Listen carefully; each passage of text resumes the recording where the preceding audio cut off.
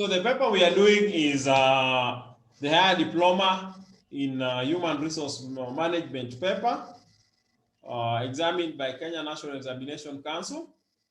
This particular paper was done in July 2018.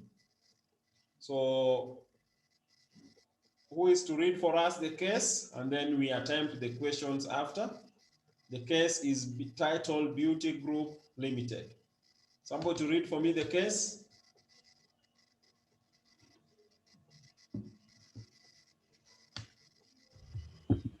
Beauty Group Limited is one of Africa's largest cosmetic and beauty products organizations with an annual turnover of Kenya shillings 10 billion. The company has its manufacturing arm based in Pemba country and has 10 global brands. To ensure continuous innovations, the company operates 5 research and innovation centers. Beauty Group Limited employs more than 2,000 workers. The labor market in Pemba country is quite tight for most employers. Only approximately 10% of the workforce is currently seeking for new jobs. It is difficult for any organization to find good people to employ in such a tight labor market. This has made it difficult to fill in key job positions in the organization.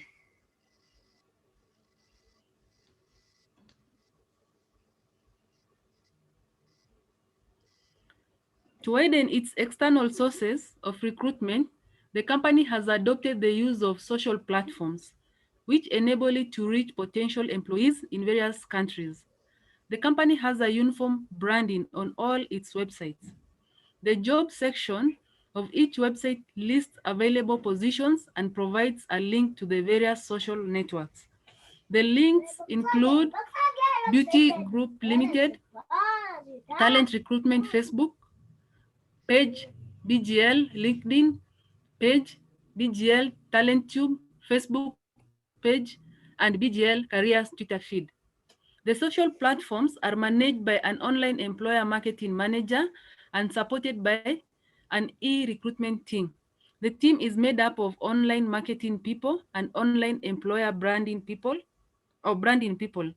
The team's main objectives are to help fill the job positions at BGL in the right talents, to develop a strong employer brand which attracts the right candidates to BGL, to drive traffic to the career website to create a funnel of candidates and support the employer brand. The recruitment teams are required to upload their own profiles on their social media sites to help create communities which will communicate with potential future employees. Each recruiter has a profile and a short bio. It is possible to tell when they are online in case a potential employee is in need of a live chat. Prior to any vacancy being uploaded on the career website, a review of the current workforce data is carried out. Then the future requirements are identified by means of a dialogue between human resource managers and the business unit managers. This enables the skills in each job family to be matched to business unit requirements and provide a basis for workforce forecast. Once a candidate is shortlisted from the social platform, he goes through a competency-based interview. This includes having a day on the job experience at the department with the vacancy. An existing employee is assigned to act as a guide and a mentor for the day, but the candidate works with many other employees on different jobs. Each of these employees assess the candidate's abilities and later votes on whether or not he should be offered the job. Successful candidates are then taken through an assessment center for a period of 1.5 days. Typically, around 12 candidates attend each assessment section. Internal staff act as assessors and observers at the centers. A competency-based approach is used to assess the candidates. Read the questions. Question A, explain the strategies that Beauty Group Limited may adopt to cope with the prevailing labor market. Question B, explain the benefits that may accrue to Beauty Group Limited from the recruitment method adopted. Question C, explain the limitations of the technique adopted to focus human resource requirements at Beauty Group Limited. Question D, highlight the reasons for the peer assessment at Beauty Group Limited.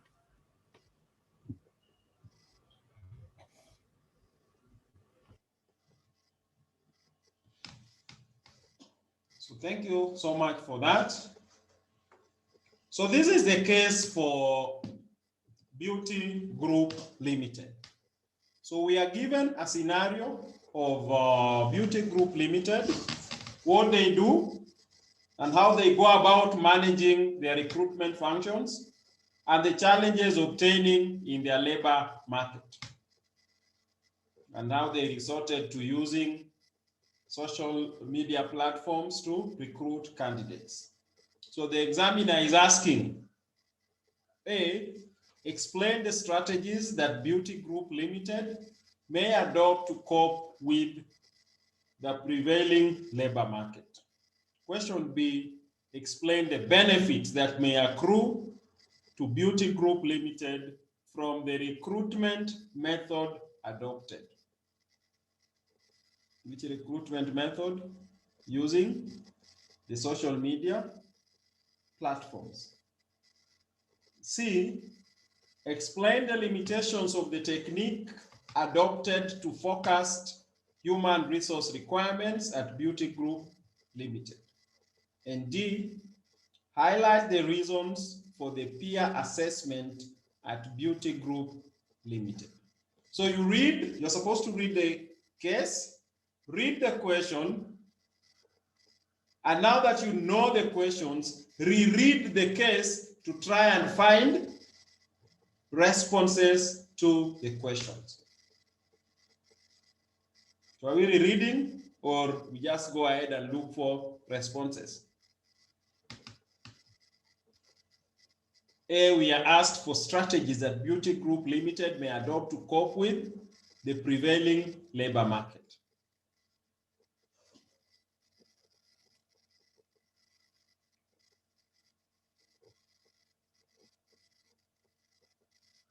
Who is reading for us paragraph 1 and 2?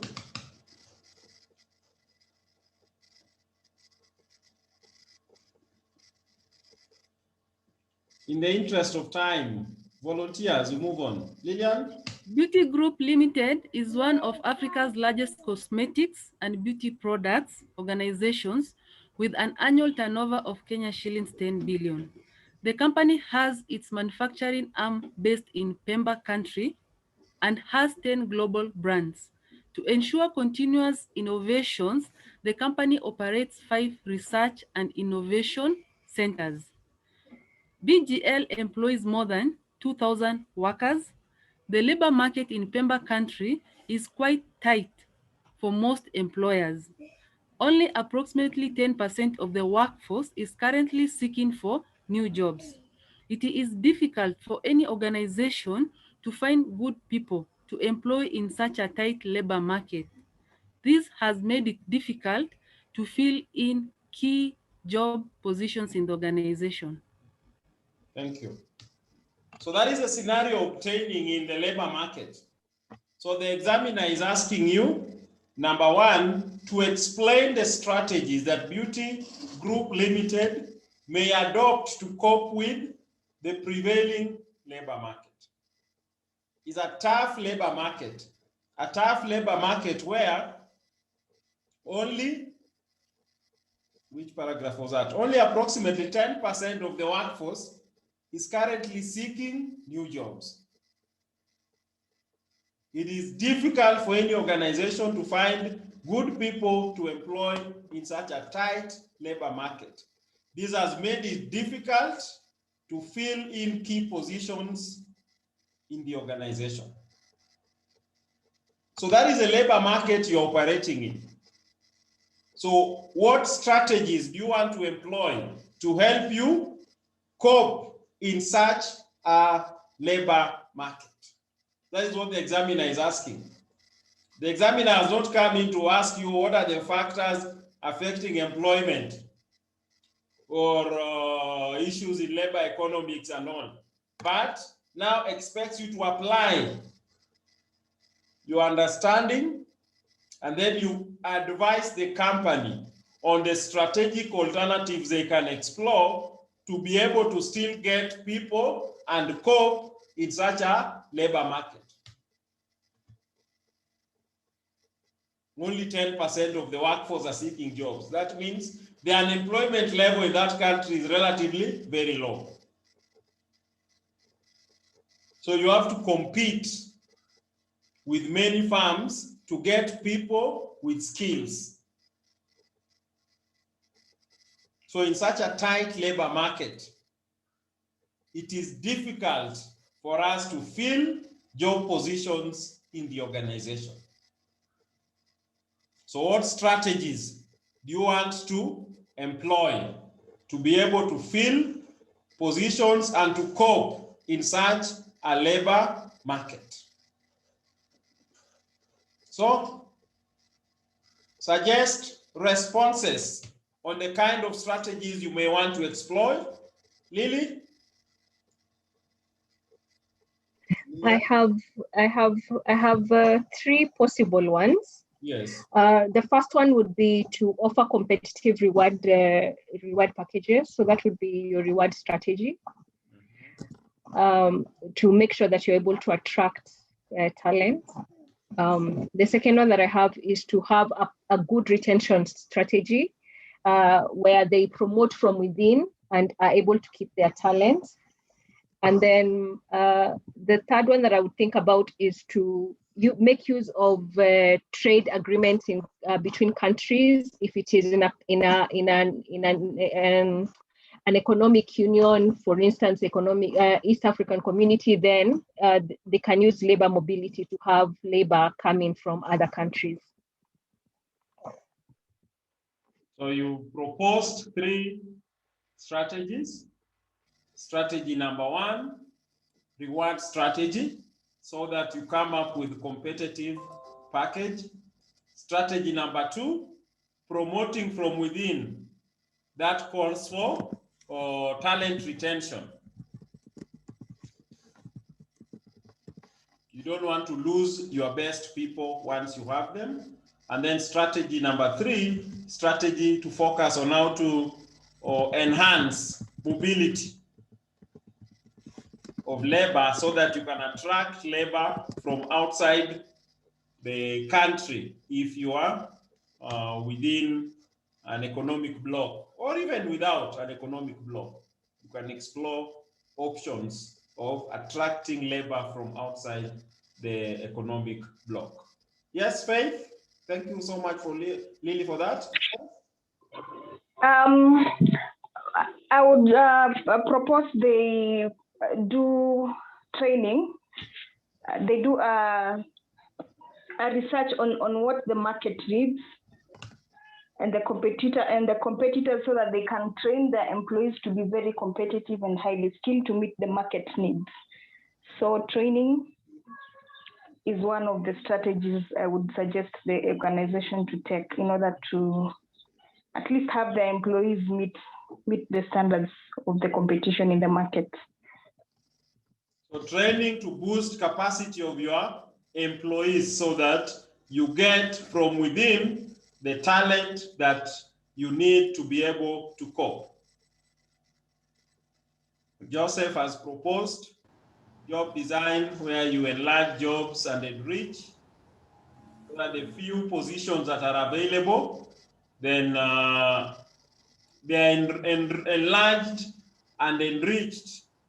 Joseph also proposes training and fostering leadership and career development. Thank you, Joseph, for that. I was thinking, how about if you have like a graduate programs where you bring in young people and train them for positions in future? And then is there an option to manufacture outside of the country where labor is plentiful? You can have a manufacturing facility outside of that Pemba. So you can explore outsourcing the operations. Mm. We are thinking big. How do you want to cope in such a labor market that is constrained and there's competition for talent? So you explore if you can outsource manufacturing so that most of your operations or the manufacturing processes take place outside the country. There is also, Joseph has suggested poaching. But poaching in such a labor market might be difficult unless you are significantly enhancing the rewards and incentives that you are offering so as to be able to poach. For you to be able to poach the best people, then you might want to offer very attractive packages for them to agree to move from where they are to your organization. Anything else that we might think about?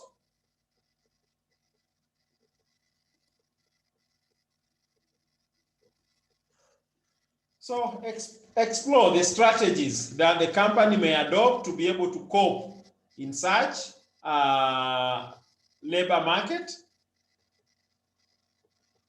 Joseph has also proposed a graduate program where gives the example of Equity Bank recruiting fresh from the source. You go to the universities and colleges and you get the fourth years, give them, enroll them into a graduate management training program, and from there they can develop and grow with your company. So this is application of your knowledge to address real workplace problems that the company is now encountering.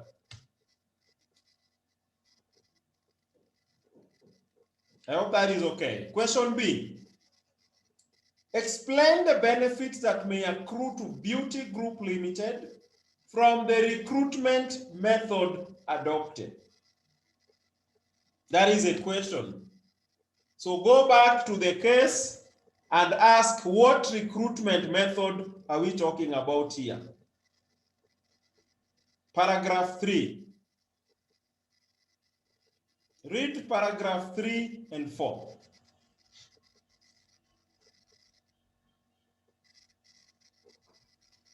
To widen its external sources of recruitment, the company has adopted the use of social platforms which enable it to reach potential employees in various countries. The company has a uniform branding on all its websites. The job section of each website lists available positions and provides a link to the various social networks. The links include BGL Talent Recruitment Facebook page, BGL LinkedIn page, BGL Talent Tube Facebook page, and BGL Career Twitter feed. The social platforms are managed by an online employer marketing manager and supported by an e-recruitment team. The team is made up of online marketing people and online employer branding people. The team's main objectives are to help fill the job positions at BGL with the right talent, to develop a strong employer brand which attracts the right candidates to BGL, to drive traffic to the career websites, to create a funnel of candidates, and support the employer brand. Just read the next one also. The recruitment teams are required to upload their own profiles on the social media sites to help create communities which will communicate with potential future employees. Each recruiter has a profile and a short bio. It is possible to tell when they are online in case a potential employee is in need of a live chat. Okay. No, I think that answers basically what we need. So our examiner is asking,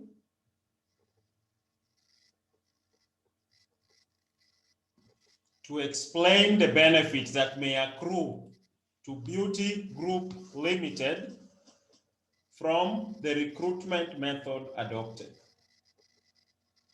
So what benefits will accrue when you want to recruit? First, what recruitment method has been adopted by the company?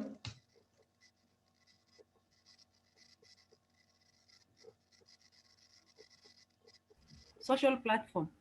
The use of social platforms to enable them reach potential employees in various countries. So what are the benefits that will accrue to the company when you are using these social platforms for recruitment? What benefits will accrue to the company?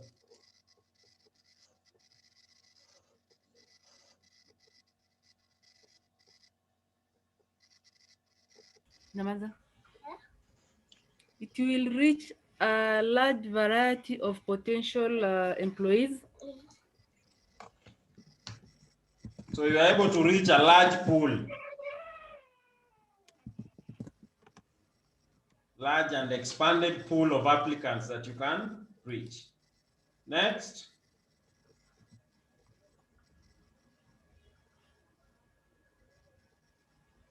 When you advertise for positions through social media platforms, what benefits will accrue to the company? Saving on costs. Valerie has on chart indicated which benefits. Fast responses from interested applicants. It is on social media, is very fast to be able to reach the applicants, and they respond very fast. Word on social media travels so fast so that you can easily reach the applicant in the shortest time possible. Anything else? Some of the pre-selection can be done online. It will aid the pre-selection process. The sorting, the long listing can be done, can be automated. Long list, short list, sorting can be done online, making it easier and more efficient. It's real time?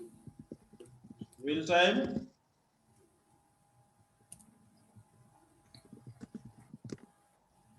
Can we say it's also flexible in the sense that if you're able to fill that position within the next week or 3 days, you can easily pull down and put up another posting? So it doesn't have to take forever. You want to place an advertisement say, for a government agency, you'll be told go through MyGov. MyGov only appears on Tuesdays. Then after that Tuesday, you have to wait until Tuesday of the following week. Tuesday of this week, maybe it was on Nation. Then you are told next week it will be on Star. So you ask yourself, will you be able to reach the intended coverage when it appears in the Star? So it takes forever, so to speak. But when you do it virtually, online, it's very easy. Anything else you can talk about?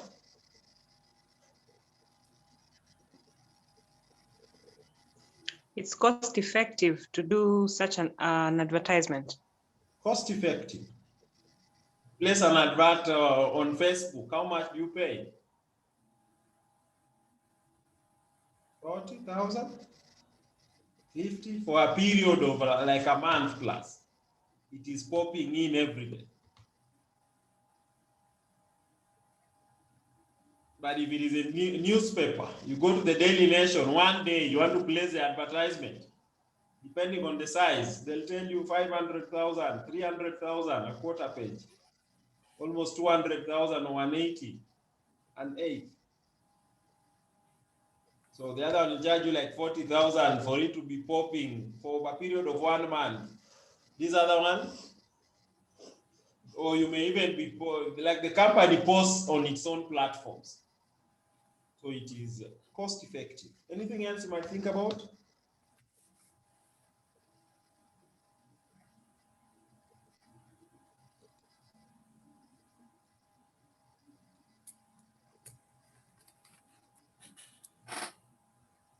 It is also interactive. You may have options where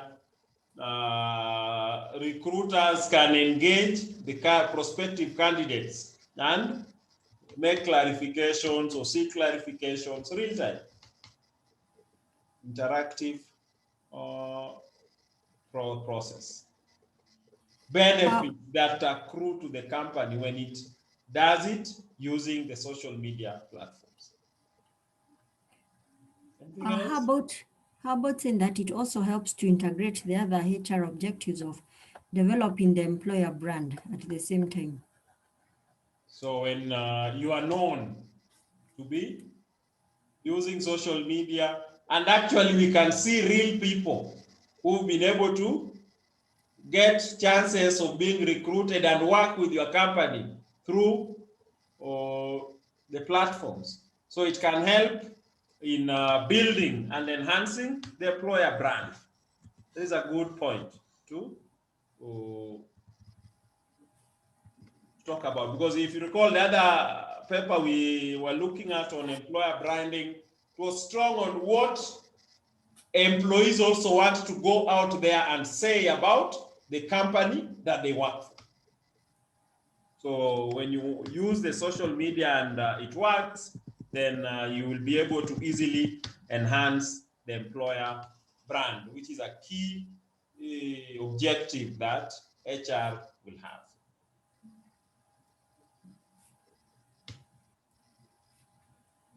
Question C.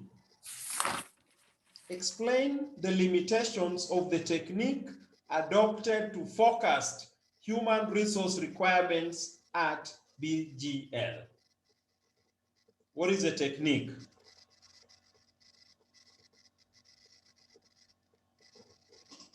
Someone to read the last paragraph, this paragraph.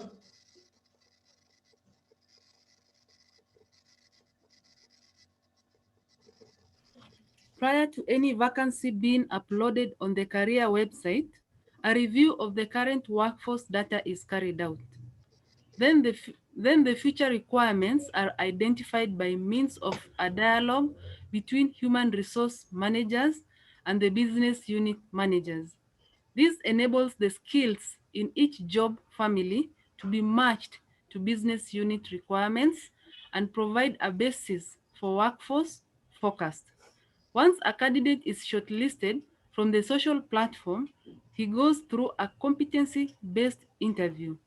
This includes having a day on the job experience at the department with the vacancy. Thank you. So which method of forecasting is being used by this company? Management experience. Manager's experience. Basically, we are having dialogue between the HR manager and the business unit manager. So we are relying on managerial experience and judgment to be able to forecast our demand for HR. So they say this enables the skills for each job family to be matched to the business unit requirements and to provide a basis for workforce forecast. So the examiner is asking, explain the limitations of this technique adopted to forecast human resource requirements.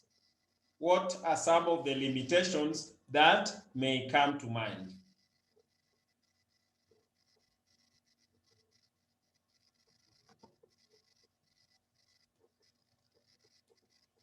Suggested solutions.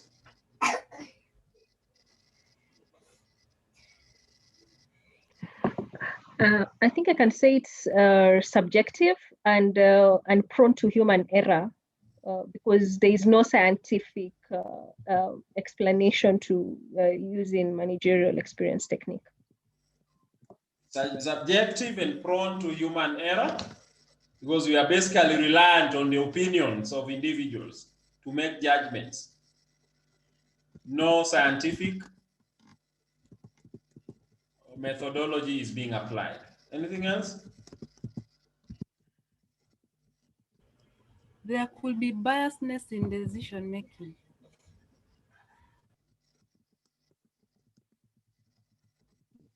Biased decision making.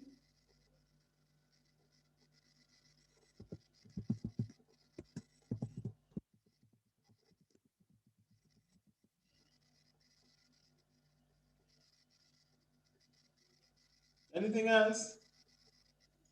Mwalimu, the halo effect. Expand. Where maybe just one disadvantage that you might possess can make them misjudge you. They might see as if this person is not fit to be in the organization. No, remember, we are still at that point where they want to decide how many people they will be recruiting and what kind of skills should they possess, what profile of the candidates. So how many HR officers do you want? How many marketers do you want?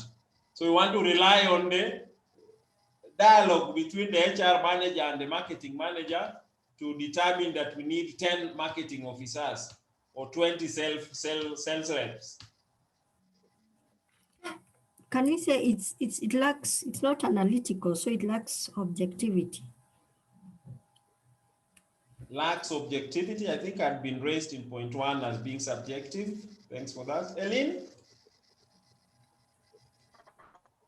The managers could be experts in their field, therefore will view the work as simple and could make errors in the number of staff needed. So error in terms of projections. In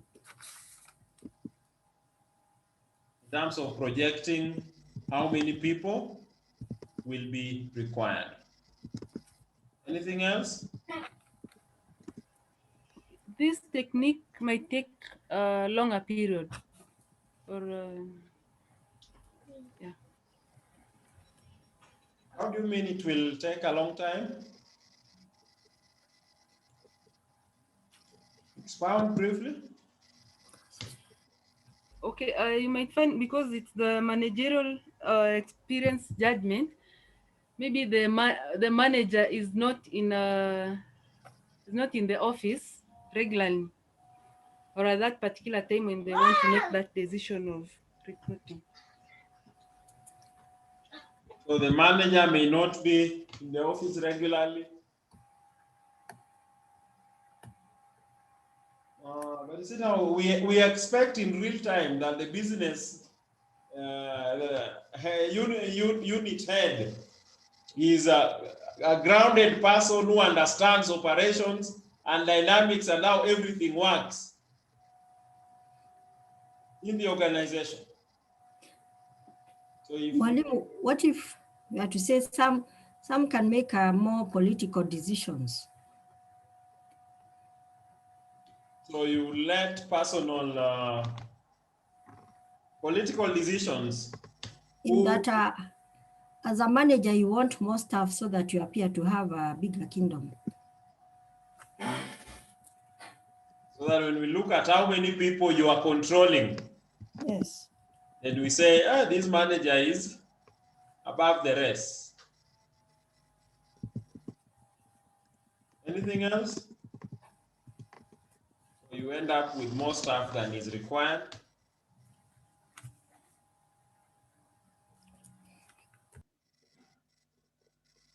Can it be costly?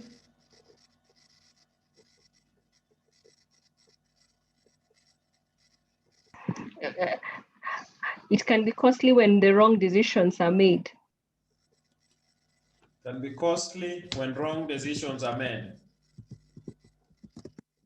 Anything else?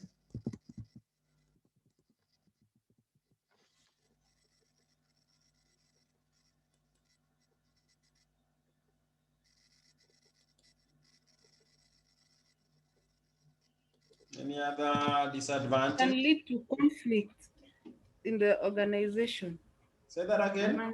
It can lead to conflict in the organization amongst employees. Conflict amongst The employees in the organization, if the managers make the wrong decisions by not involving them in the... So if not managed well, can ultimately lead to conflicts and instability. Actually, Mwalimu, to back Esther's point, if the two managers don't agree, because they are the two who are discussing, then that becomes a source of conflict in itself before it even cascades down to the employees. The HR goes with the mindset, I am the HR guru, I know what we need. On the other side, you come in, I'm the expert. How is somebody in HR coming to tell me, an engineer, how to do my job, or how many people I need to be able to better perform my job? So that can create conflicts. So application, understanding the method and trying to reason out what could be the disadvantages of application of such a method in your forecasting for the HR needs of your organization.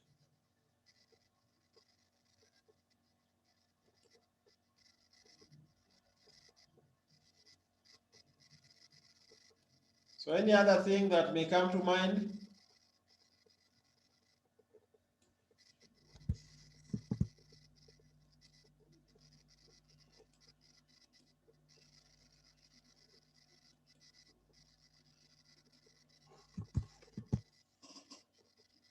We can look at D. Highlight the reasons for the peer assessment at BGL.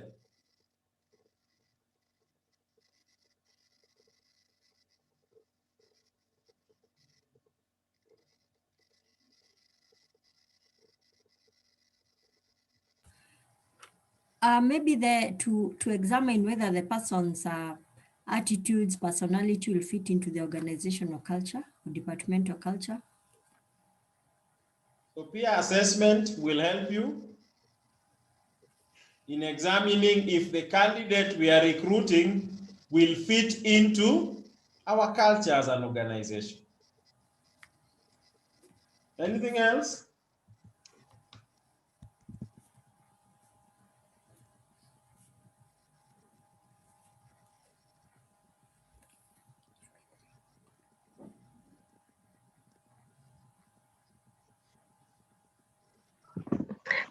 I think from the candidate's perspective, it helps the candidate understand the kind of organization that they are coming to join or the kind of work they will be doing, and therefore they're able to tell whether it is work they can deal with or not, and therefore it saves the organization time in case the candidate decides they don't want the job. So the candidate is able to assess the organization and make a determination whether or not that is the kind of company they want to work for or not. Anything else? How about maybe it's in a way, okay, it's a short, it's just one day, but is it possible to kind of get a feel of the candidate's competency level?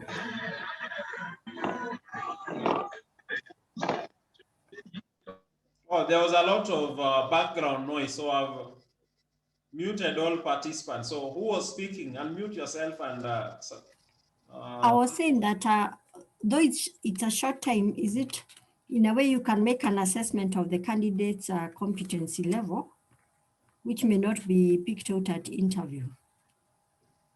So it allows you to assess competency. The competency profile of the candidate is better assessed in an assessment center by peers rather than the performance we got through the interview. Other aspects like team building, you will start bonding with these peers during the assessment, and well, by the time you get to the workplace, then you are concrete team who are working together for the benefit of your organization.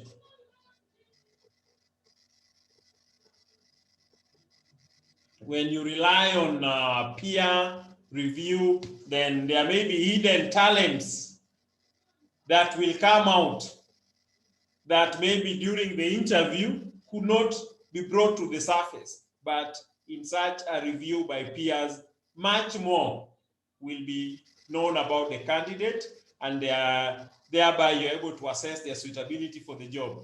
Remember, during the interview, the candidate is tense, maybe shaking, so they may not perform the best.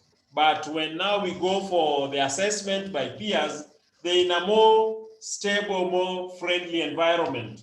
So you are able to obtain much more info about the candidate and gauge the suitability of the candidate for the job.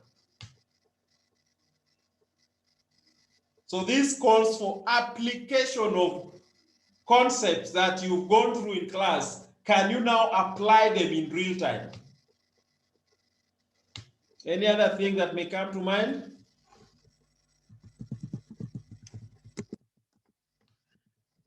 Can we say it eases the onboarding process? So by the time the candidate is selected and is being onboarded, the process and the time taken becomes a bit shorter. The onboarding process is made easier and takes a shorter time.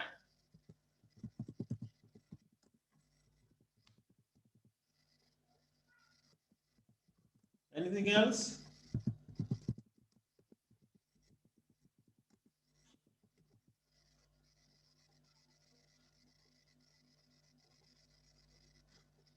Then the fact that we have the employees participating in the selection, then there is increased legitimacy of the candidates who come in through that selection process. They feel part and parcel of the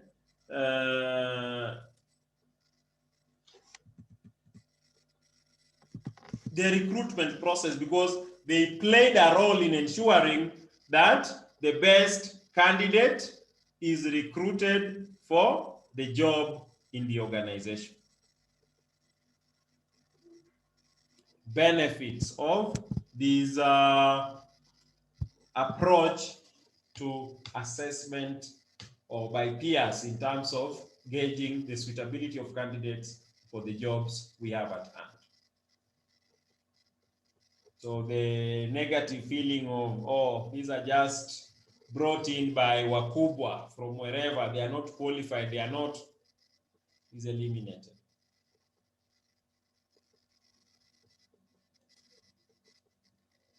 Question number, that now is a case study with 10 marks for each question for purposes of this paper, so that had 40 marks.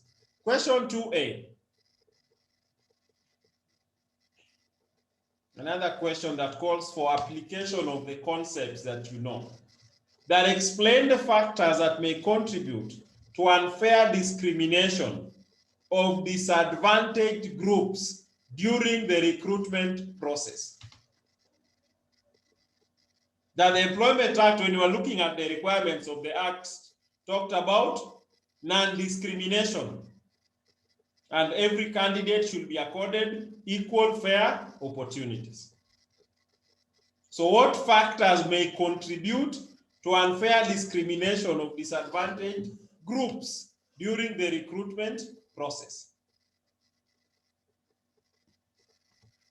Any contributions?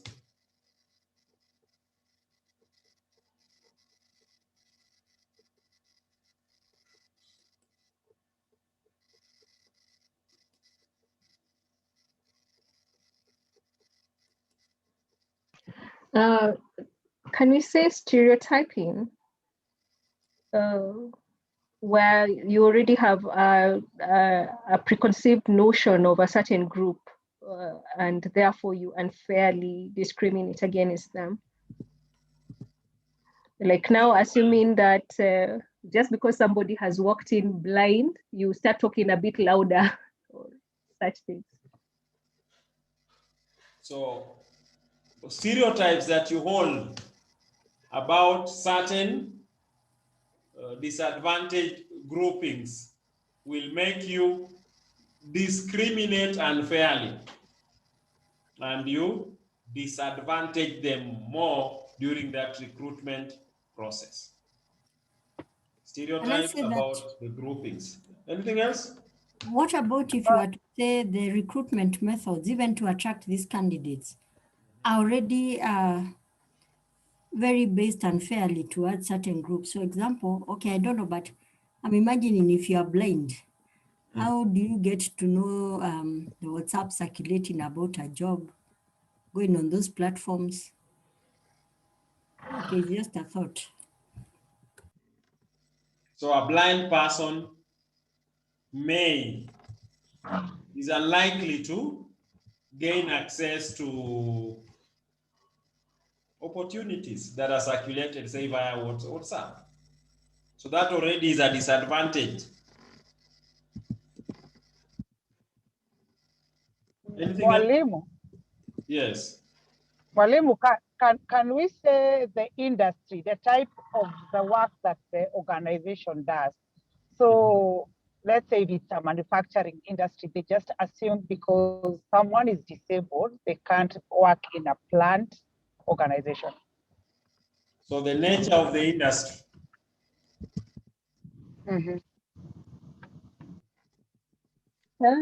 I was working with these Chinese for some recruitment exercise when they were getting these people working for this year.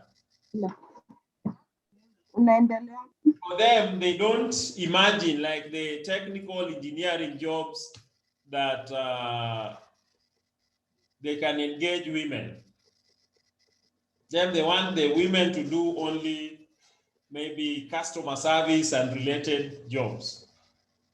So when we insist that we must accord even the women applicants equal opportunities to them, that does not fit in.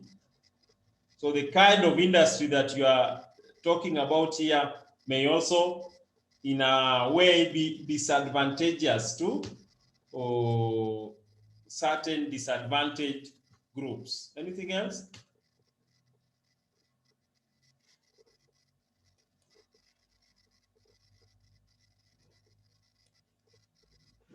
What factors may contribute to unfair discrimination of disadvantaged groups?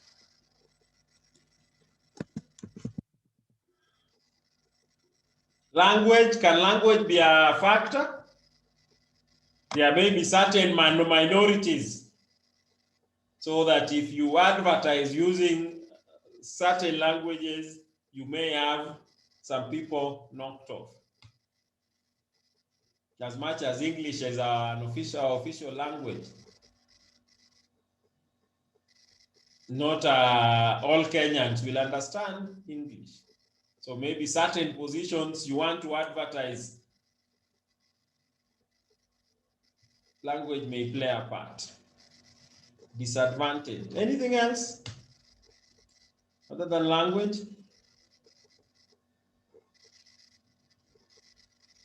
There is an element of the risks associated with the recruitment process. The recruitment process itself may entail certain risks. Look at, say, the recruitment for the police. When they go to recruit, you start by physical exercise all over. That alone may play a part. The risks associated.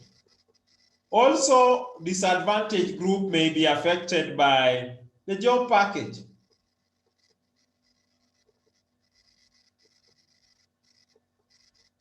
the package that is on offer may result in some disadvantaged groups continue missing out on the job. That you are looking for a person to employ that you want to pay 200, 300,000. So if the candidate comes from a setup where the average salaries they know about is 50,000 or below. So even though you gauge the candidate and you determine these are suitable candidates and we are ready to pay 200, 300. So this candidate who is used to operating between 20, 30,000 cannot visualize themselves in a job that wants to pay anywhere between 200, 300,000. So they'll not even apply because of the package that is on offer. So they'll remain forever disadvantaged.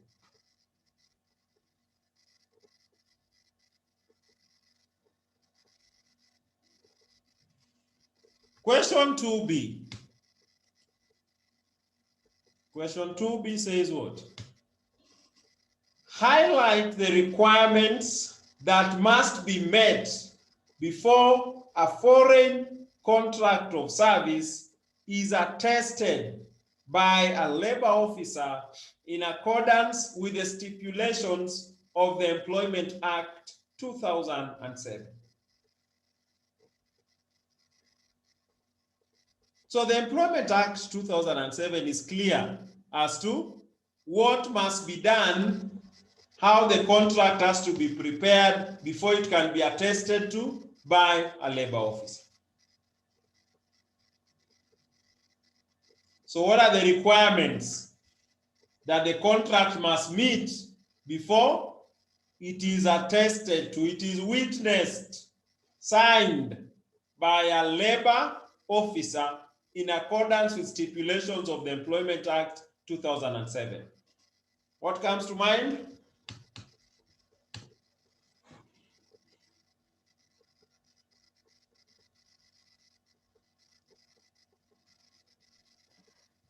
There must be a medical certificate where the employee now is, they say they are fit to work under that contract.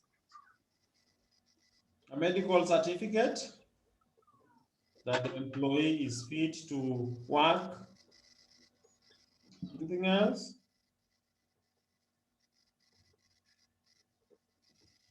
There's no one else who can do the job here in the country.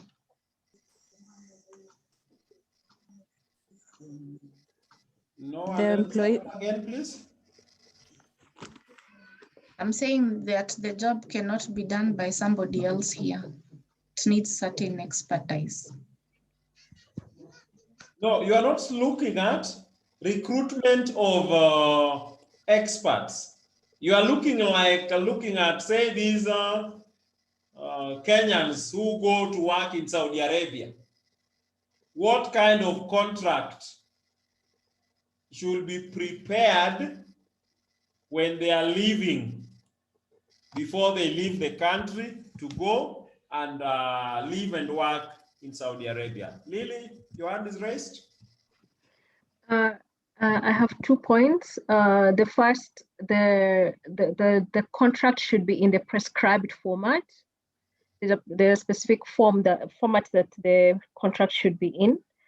And then the second thing is that the employee should have signed the contract willingly. He should not be under duress or under coercion. And then the final one is the terms and conditions of that contract should be in line with the Employment Act. So it has to be in a prescribed form. There's a prescribed form that has to be used in which that contract is prepared. The terms and conditions of employment under that contract should comply with the terms and conditions offered by the Employment Act 2007 and any other written laws. The employee should understand what they are signing into, that they are signing to go and work outside the country. They give their consent, so they must have signed. The employee is not bound to serve under another contract, so that if you are to leave Kenya to go and work in Saudi Arabia as a human resource manager, and you sign a contract, and a foreign contract of service, you cannot go to Saudi Arabia and sign another contract to work as a bank manager. You can't, like these ladies who live to go and work in hotels, but when they go there, they find themselves being deployed as housemaids in almost slavery-like conditions. That is in violation of the requirement of a foreign contract of service.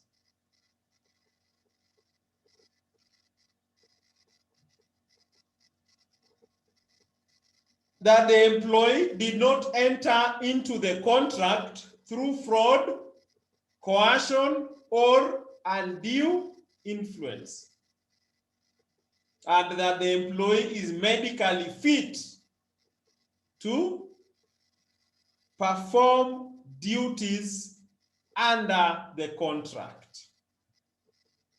So these are in the Employment Act under the Foreign Contract of Service. So that the examiner is asking if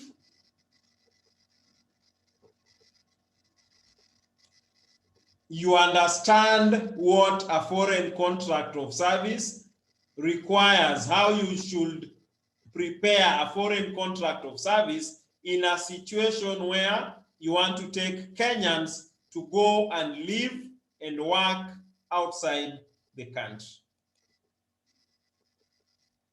Question 3A.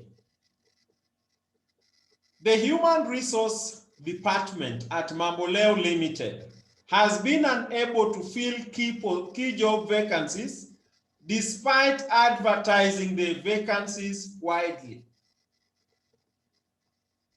Explain the likely reasons for such a situation. So that Mamboleo Limited is unable to fill vacancies despite advertising these job vacancies widely. What are the likely reasons for this unfortunate situation? Suggestions?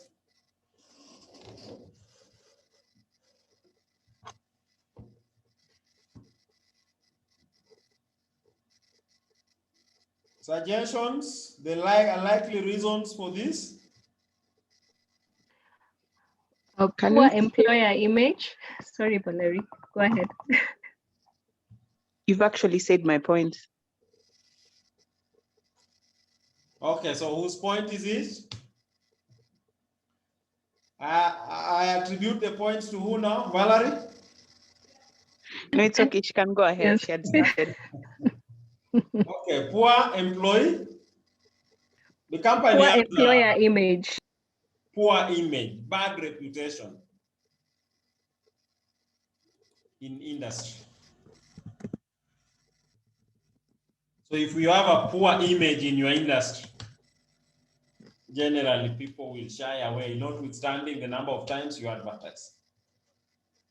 Anything else? High employee turnover. Say that again. High employee turnover. High employee turnover, expound.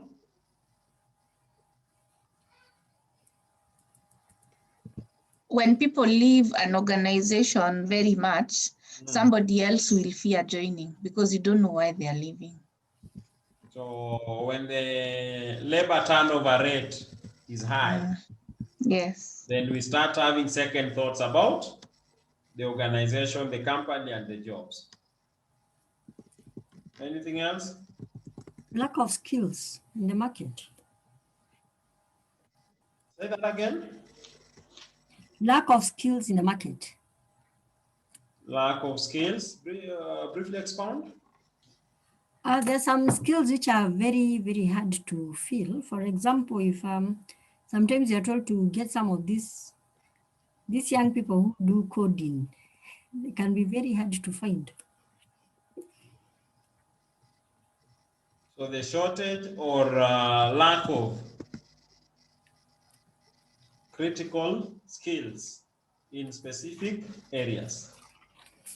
There are those skills that to get is a hassle. Anything else? Maybe the way they are putting their advertisements is not the correct way. Oh, by way you mean what?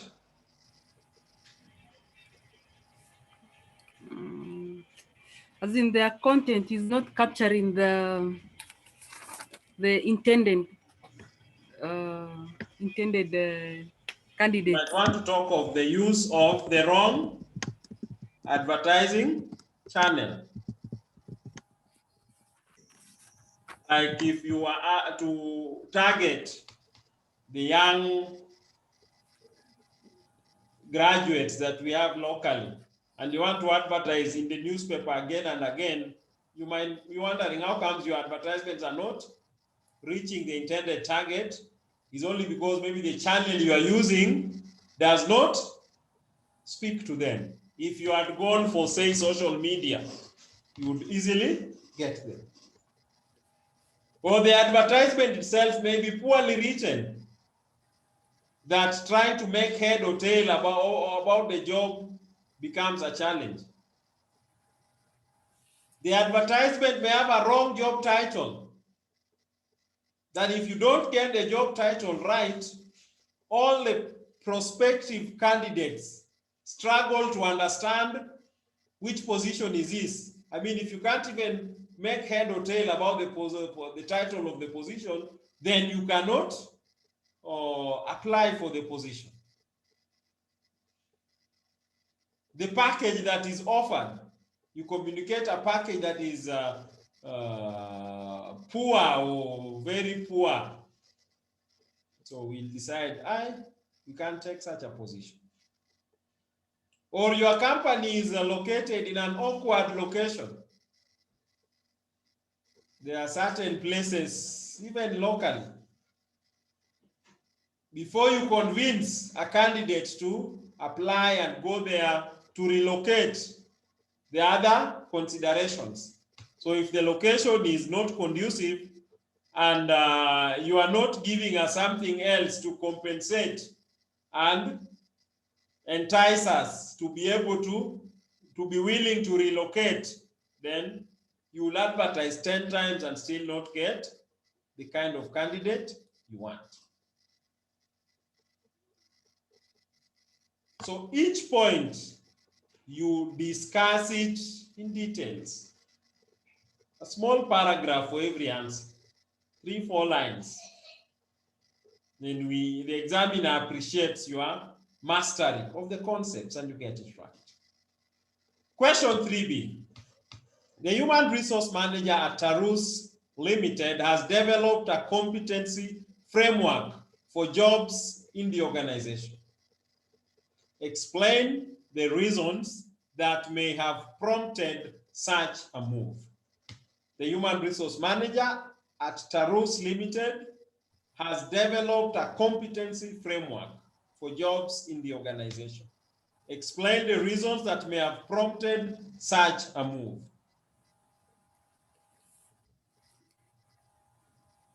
To ease recruitment and selection. So briefly, what is a competency framework?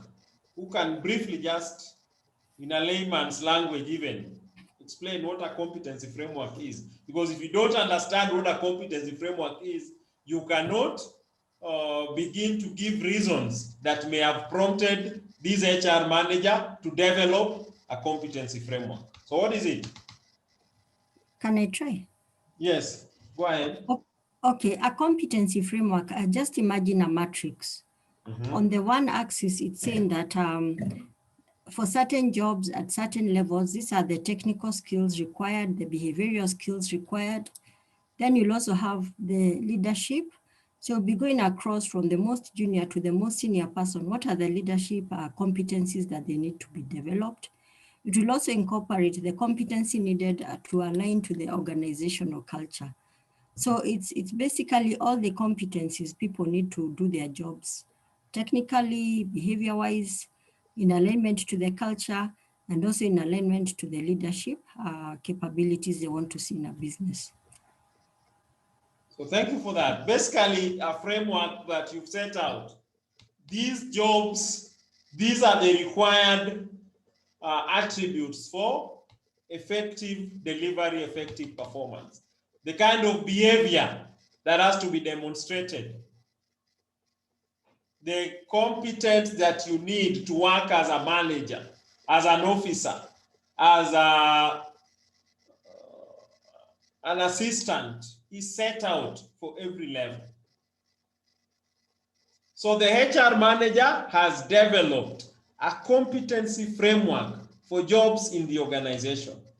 So explain the reasons that may have prompted such a move. When you develop such a framework, what reasons prompt you to move in that direction? To guide skills development. Expound. So the competency framework, like she said, illustrates the competencies required for each role and behaviors. And so when skills gaps analysis are done or training needs assessments, there's a framework to guide where the gaps are and therefore what training or skills development is needed. So once you have the framework, if you do a skills analysis and you determine certain gaps, then you structure trainings to address those specific gaps. You want to boost the competence of staff to meet the required. Next.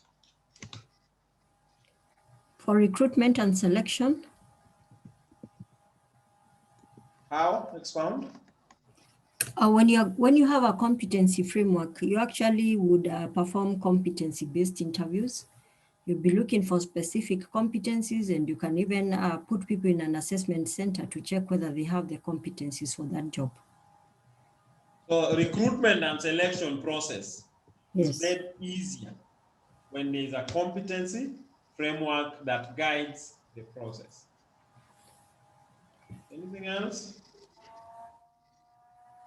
It can also be used for competency-based pay for those organizations which pay for competency levels.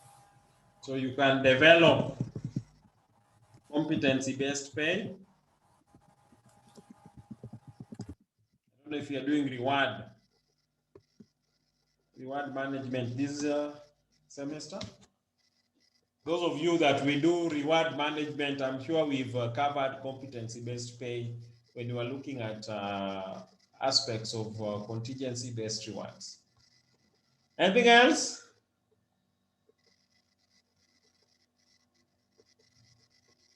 I think it can also be used for, in performance evaluation, where you're able to identify the key result areas for each job. Performance evaluation, because you know each job, what is the requirement, and what are the parameters that we'll be using to evaluate performances. So key performance indicators are set out, then you can evaluate performance accordingly. Anything else? Career development.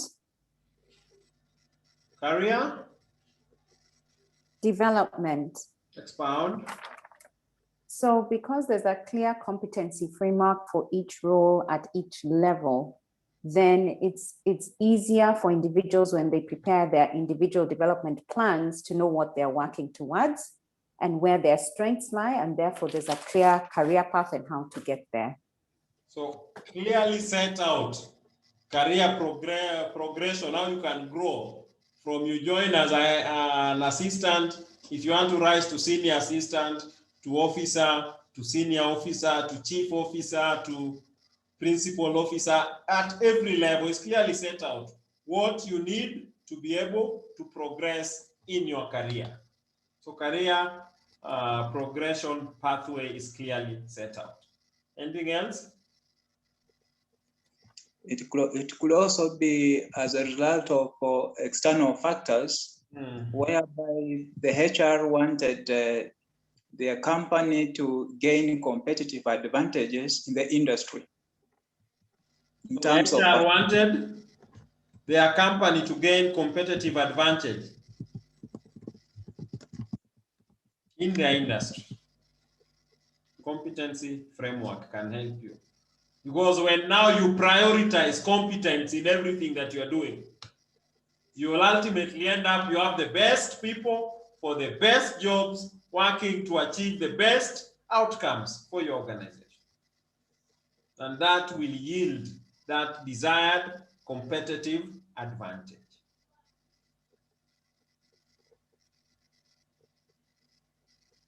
Competency framework.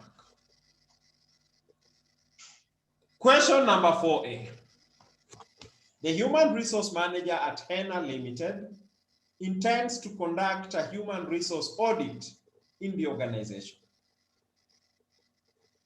Explain the objectives that he intends to achieve. The human resource manager intends to conduct a human resource audit in the organization. Explain the objectives that he intends to achieve.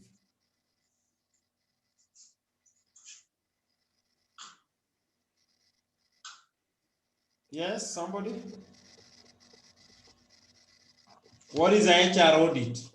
Before you begin telling us what objectives the HR audit will intend to achieve. What is a HR audit?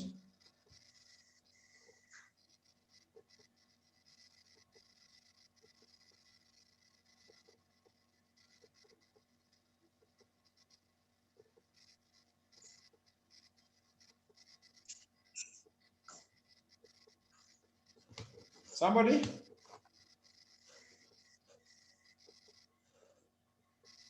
Can I try? A HR audit is an assessment of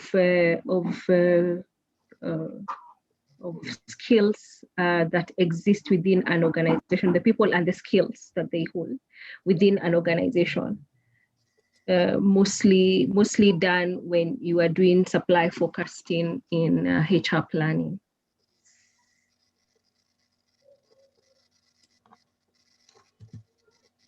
An audit. Thanks for that.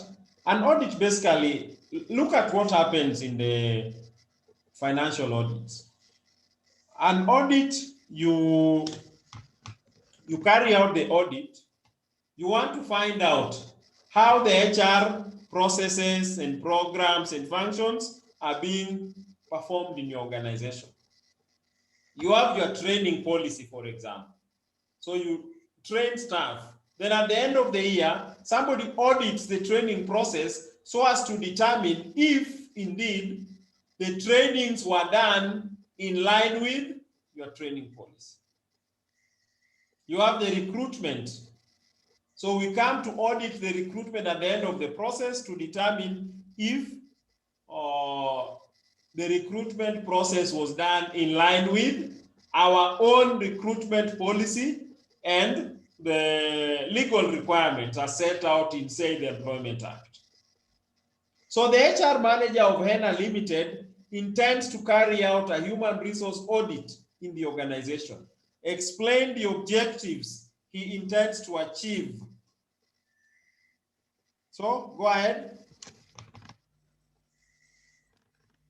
What are the objectives of a human resource audit?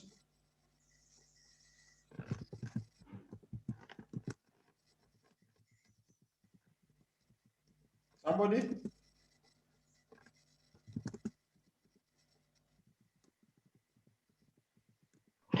Ensure compliance with legislation. Ensure compliance with the legal requirements, the relevant legal requirements. You want to comply with relevant legislation, not to violate legislation. Somebody, anything else?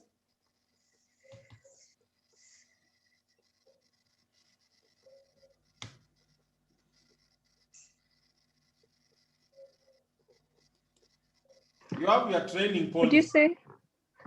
Oh, would you say process improvements? For process improvements. For process improvements, expound a bit. Because you're auditing the processes that have been done probably in the last year.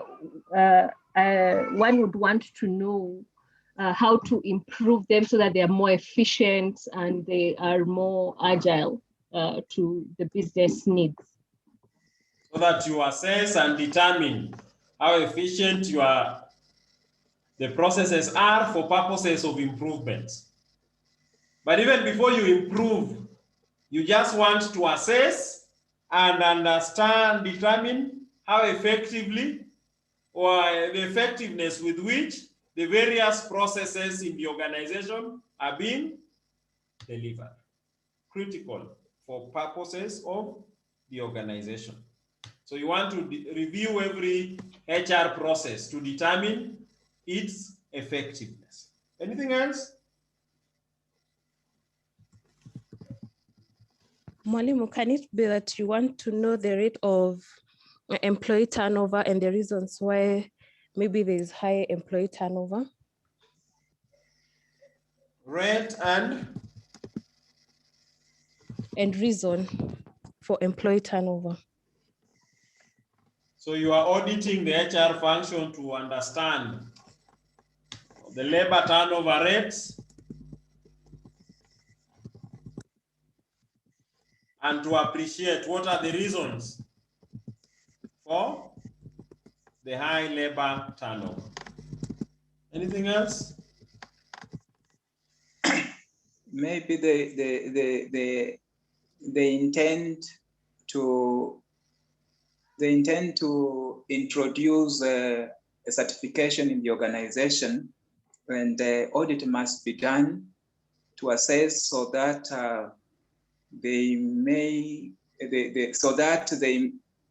so that the approval can be made whether they fit to get that certification. For example, if you want, for purposes of certification, we would that would fit in with the ensuring compliance, like OSHA. There's what you need to do so that your HR, the workplace is compliant. So when you are auditing the HR function, you'll also maybe be auditing safety, just so as to ascertain that indeed you are complying with the requirements of OSHA. So you want also to be able to identify priorities, values, and areas of focus that the management should be able to deal with to get it right in terms of administration or management of our HR functions.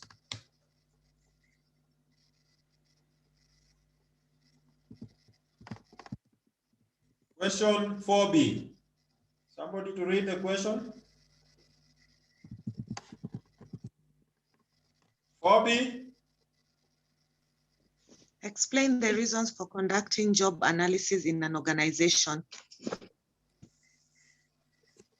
Explain the reasons for conducting job analysis in an organization. So what is a job analysis? You carry out a review to study the job, to understand the job and what it entails. What are the reasons why you want to carry out a job analysis? This one we looked at, I think, even in the other paper that we did. But go ahead, give us some of the reasons.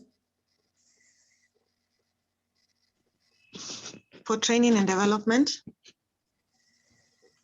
To aid in training and development, because it will help you in terms of determining the training need and the, yeah.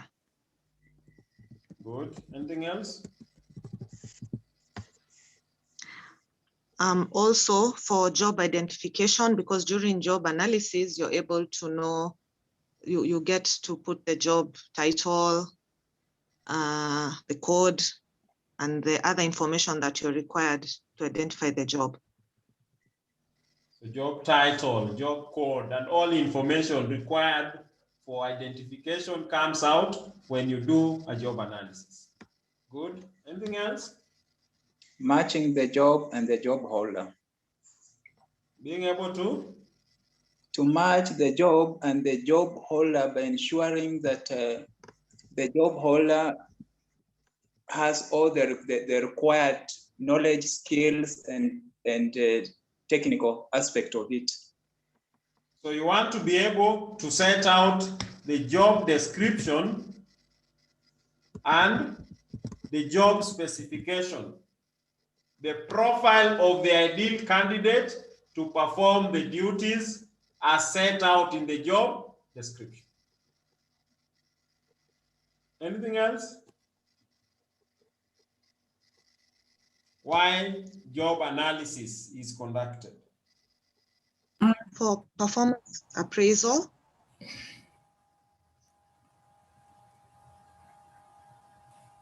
Expound, please.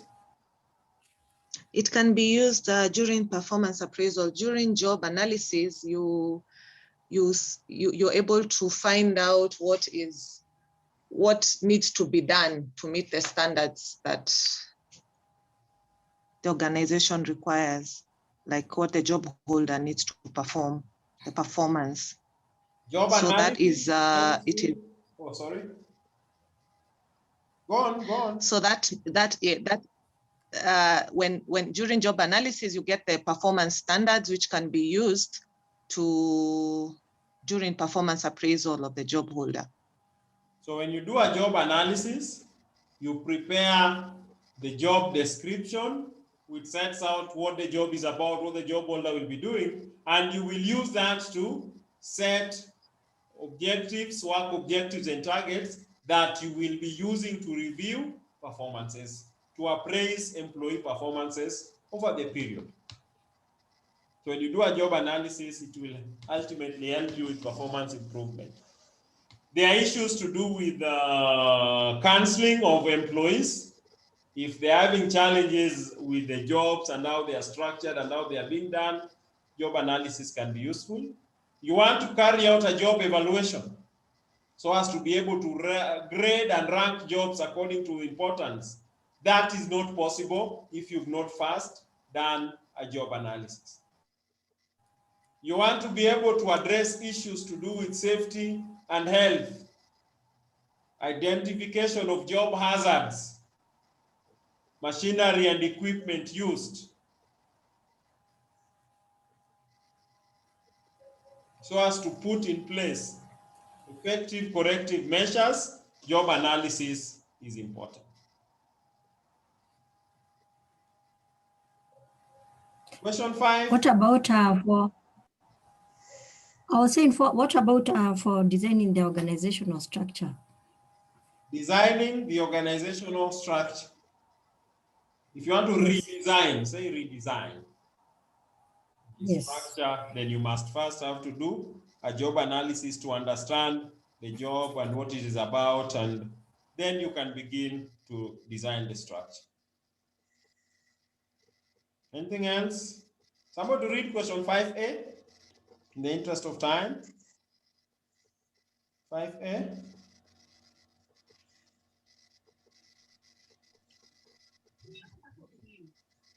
(5A), the human resource manager at Jojo Limited has noticed a rising labor cost trend in the organization over the last 5 years. explain the strategies that he may adopt to reverse this trend. Rising labor costs over the last 5 years.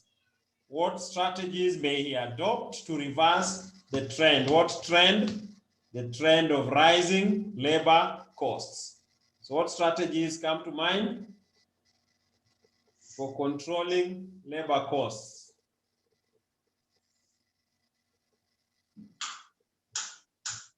We looked at this in the other paper that we did. You'll notice there are some questions that like keep repeating. It's like examiners like them.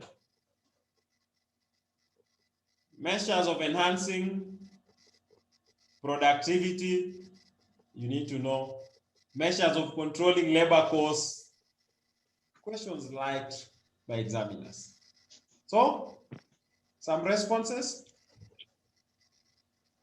Retention trust strategy, where you retain the employees that you have so that you don't have to incur cost of labor. Retention strategies. Because if you don't retain, then there are costs that you will be incurring again and again. You'll be recruiting, after recruiting, you train, you develop. After a short while, they leave, you start again. So retention strategy can help you in terms of checking labor costs. Anything else? Methods of controlling, strategies to control labor costs. Efficient training and development.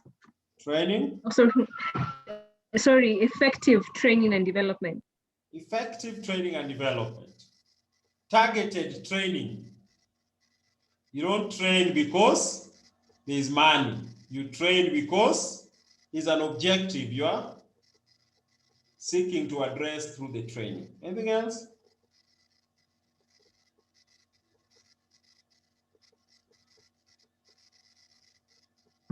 Effective recruitment,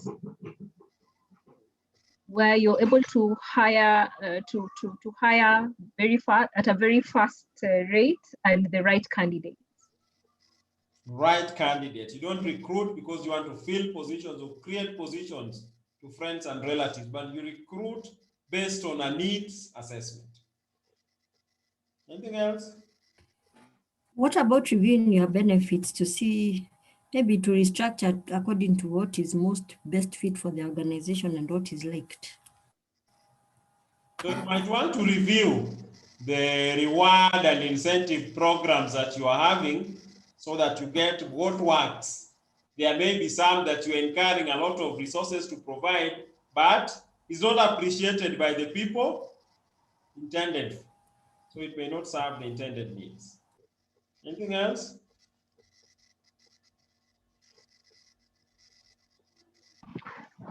You can do, the organization can do mergers and or do acquisitions so that they are able to consolidate their operational costs. Instead of unnecessary competitions, you will be operating, functioning together as partners for the betterment of the organization. You don't compete because you merge, you become one entity. Unnecessary costs are avoided. You want to avoid overstaffing.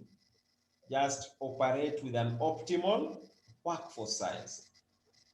Address issues, safety and health, because when you improve safety and health conditions, then you will eliminate costs associated with accidents, injuries, compensation, death, etc. at the workplace. So some of the measures and strategies for controlling labor costs. Question B.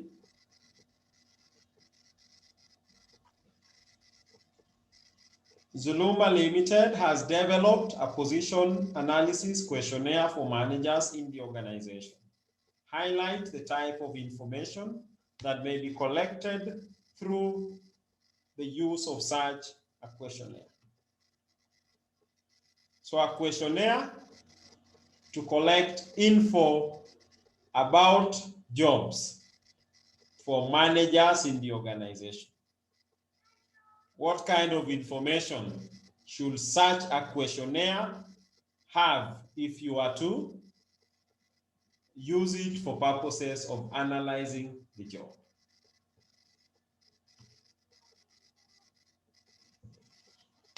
Any reactions?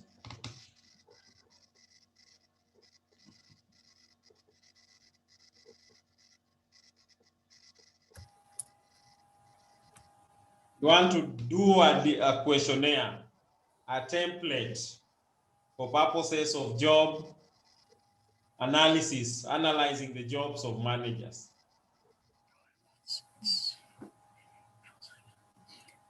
Roles, responsibilities, and duties of the job. The key accountabilities of the job. Key responsibilities, duties that the job holder will be performing should be captured in the questionnaire. But that is somewhere in between. What do you start with? Task elements.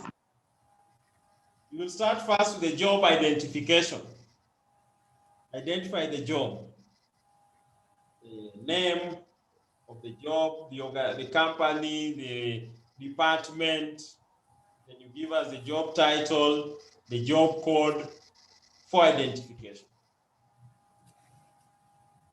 Number two, you want to tell us the purpose, primary purpose, why the job exists. Number three, the key responsibilities, duties, and tasks that the job holder performs.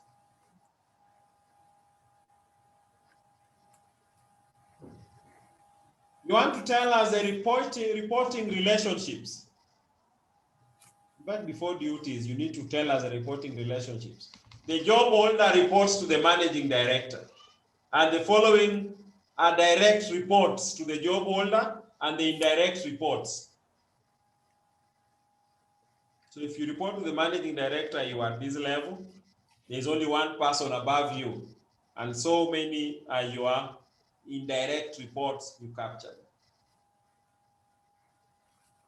You want to tell us the job dimensions in terms of what the job is about, the scope.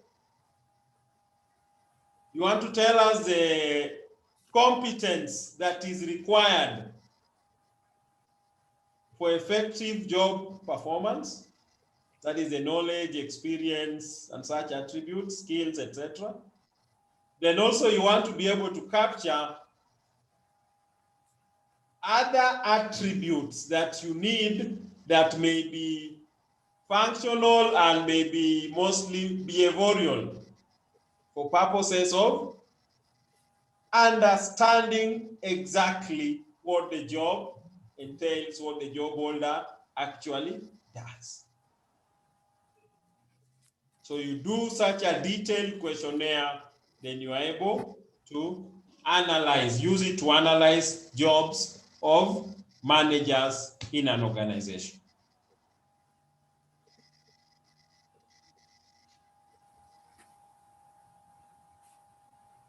Question 6, explain the factors that may limit labor productivity in an organization. So these are some of common questions. Every other paper you will find these repeated. What factors may limit labor productivity in an organization? Did we do that in class? Yes, we did. What factors limit productivity of labor in an organization? Somebody? Poor reward system in place, like low wages and pay. Poor reward systems may impact productivity. Anything else? A lack of tools, lack of tools. If you don't have the requisite tools, facilities, equipment that are required to perform the job, productivity will be impacted. Anything else?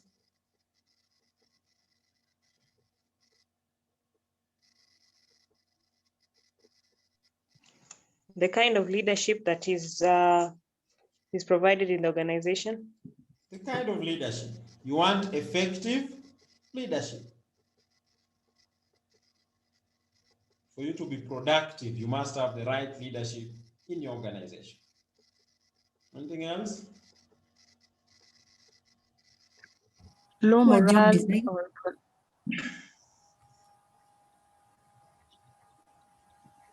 Low morale or motivation amongst the employees.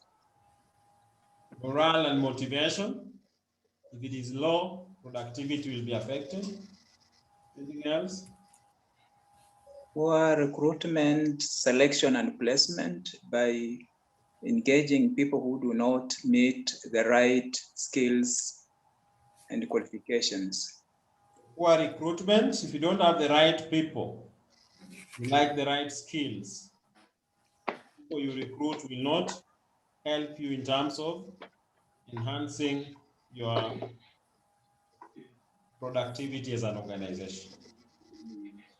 The issues to do with the kind of organizational structure you have. Is it right for your organization? Does it enhance efficiencies and productivity or not?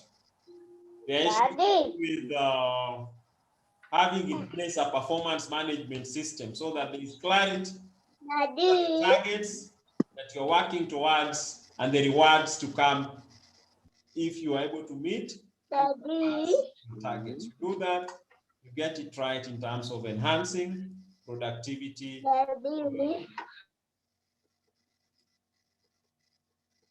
Question 6B.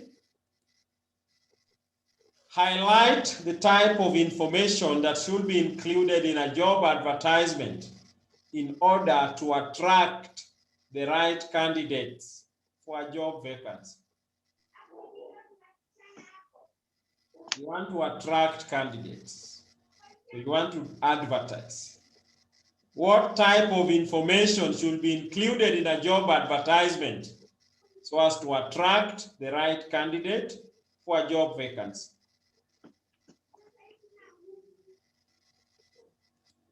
Somebody? What will be attractive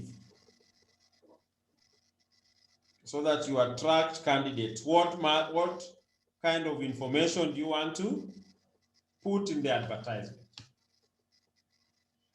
That's the last one. Finish up, we go. The reward package.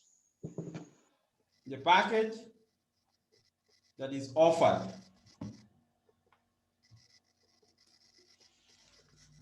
The job title. The level of the job. Job title. Qualification.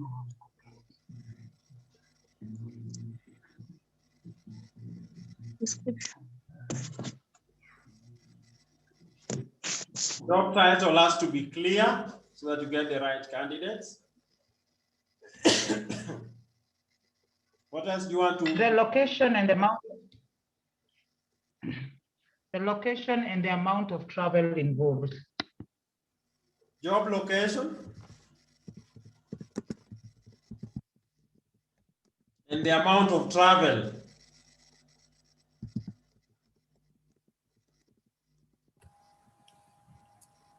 Critical. There are those who are looking for those jobs that entail a lot of traveling.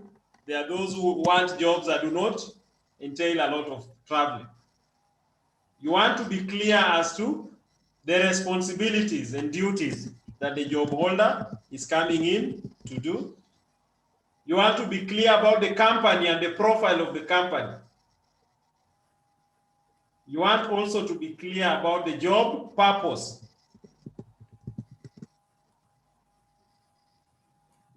Or objectives, why the position actually exists. So that is a paper. Employee. You also have to include the last date of receiving applications. The how of applying, not just the last day, the how. How is supposed to apply, by when? There are those advertisements that used to insist on a handwritten application. How to submit it. Post or you hand deliver. Yeah. Length of the contract.